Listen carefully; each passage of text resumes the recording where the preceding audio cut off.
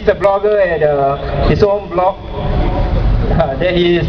So please welcome Visa.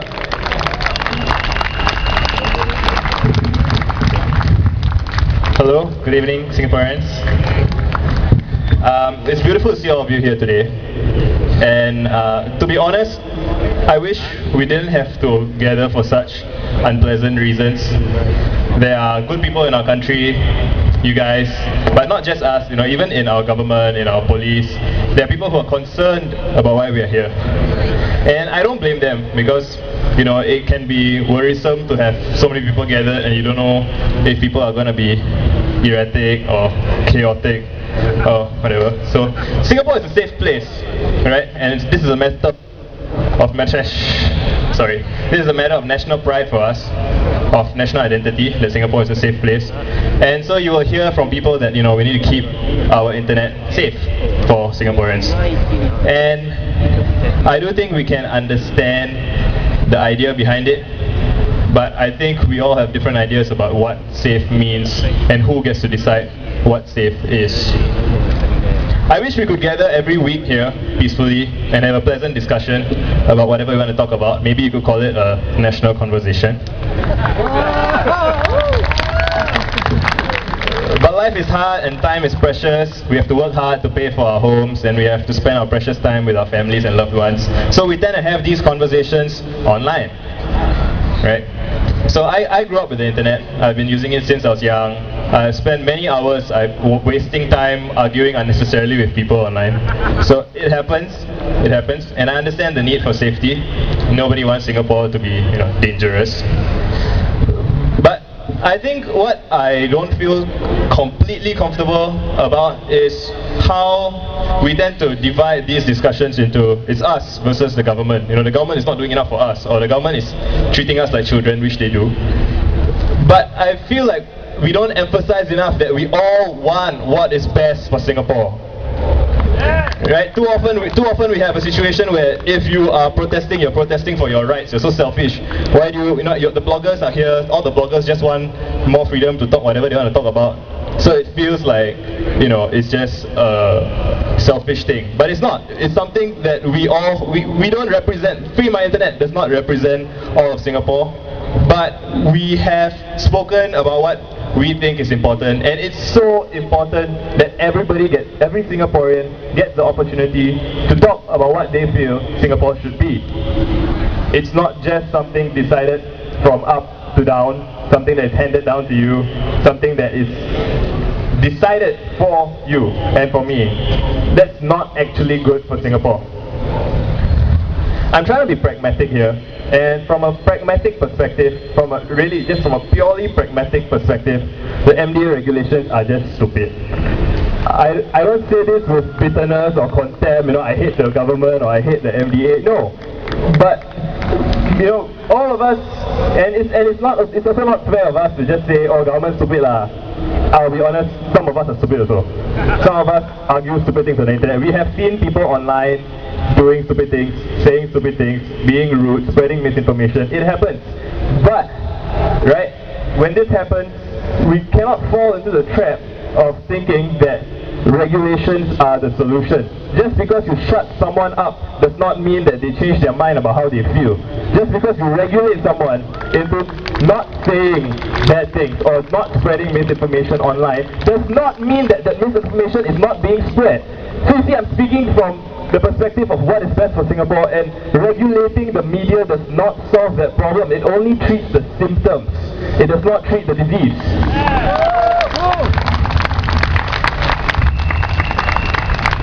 So I worry that we might fall into the trap of thinking that we are morally superior or that we speak for everybody, and we don't. Or that we are right just because we say that we are right. And then if we do that, we would end up being just as guilty as the government in trying to decide what is right for everybody. So we have to sit down and listen to what everybody has to say.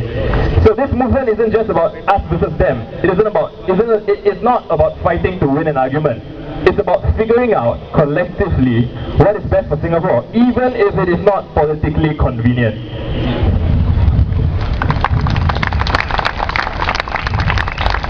The MDA rulings put way too much trust in the regulators, even if we assume that the regulators are benevolent spirits who have the best interests for Singapore. Let's assume that for some reason everybody in the MDA is perfectly wise and they're going to make perfect decisions all the way from now to when whoever is inside retires. Who's to say that future governments or future authorities won't exploit its flimsy and arbitrary rules to protect their own political interests instead of what is right for Singapore? You get what I mean? How do you defend, even if let's say the PAP is perfect, right? Which they might be, I'm not going to say anything about that. But even if they are, what's to stop future governments and future authorities from exploiting these arbitrary rules? Anyhow can say this is not news, this is right, this is wrong. How can we be sure that such authorities will not be abused? We can't. So I don't want to be a rebel for the sake of rebelling, and I hope you feel the same way. So even if I am naive and ignorant, I want to try to describe how things might have been done better. Here's what could have been done. First, we have to discuss and describe what the problem is. And the problem is, yeah, there's misinformation spread on the internet. True. But we have to ask the public openly, how do we deal with a situation where there is an unregulated environment? How should we protect people from being misinformed? Should the government step in? What if the medicine being used to treat the illness is the most poisonous of all?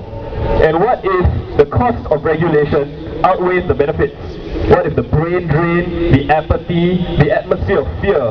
What if these things hurt Singapore more than the people being exposed to possible misinformation? What then? Who pays the price? Who is going to be accountable for the Singaporeans who get fed up and leave and set up their businesses and pursue their science and win their Nobel Prizes overseas? When people get turned off by these regulations and they go away, who is accountable for that? Nobody. Or technically, all of us, which is why we are here. The best defense is not medication. Medication can be abused, medication has side effects, and here we have a doctor trying to shove his medicine down your throat, telling you not to overreact, wait and see. But you have no idea how the medication is going to affect you.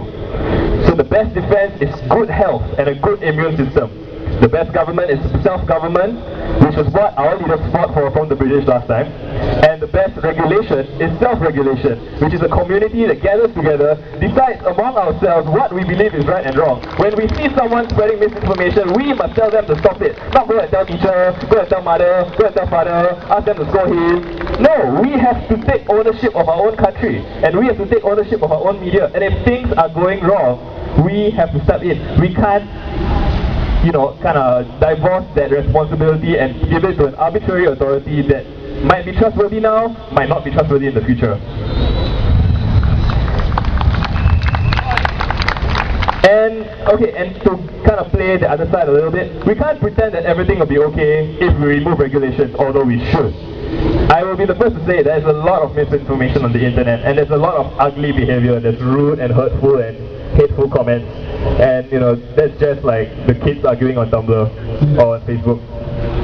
But this is a much harder problem to solve, and it is at the root of what we're trying to do. We have to free our internet, and we also have to come together to talk about how we are going to let our kids use the internet, for example, and not get corrupted by bad influences or whatever. And again, the solution to that is to teach our children and to teach one another and to correct each other when things go wrong, when misinformation gets spread.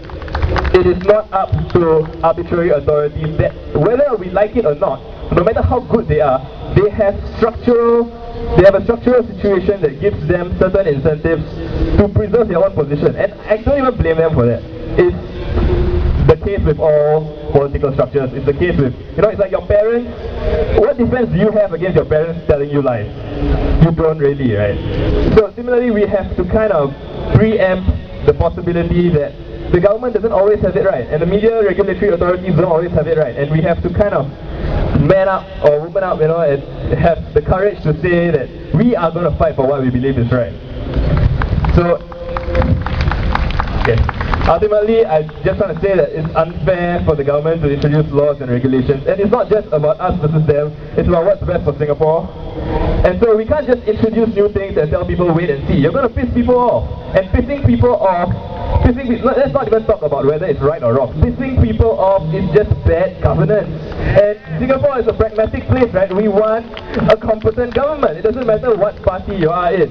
So I'm standing for saying that we should repeal these regulations and that we should spend a lot of more time having conversations with one another and with the government if possible about how we can handle our situation, because Singapore is something worth fighting for. Thank you.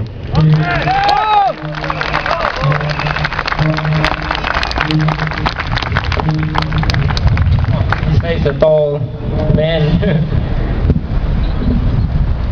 In 2001, there was this person called Tan Chong Ki. How many of you have heard of him?